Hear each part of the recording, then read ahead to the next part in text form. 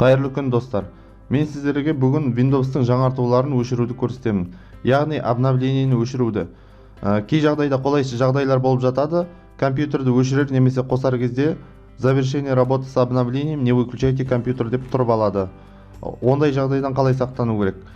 Алдымен біз пуск батырмасына барамыз. Оң жақ батырманы басамыз. Управление компьютерім дегенді тауып аламыз. Управление компьютерім. Соның ішіне кіреміз. Службы и приложение дегенді таңдаймыз. Бір басып батырманы. Және шыққанына службы дегенге екі рет басамыз батырманы. Оның ішіне мынадай службалар шығады. Оның ең астына түсеміз. Центр обновления Windows'қа екі рет басамыз да, мына жерде тип запуска дегенді отключенге қоямыз. Применитке басамыз. Және состояние выполняется деп тұрса, егер остановитке басамыз.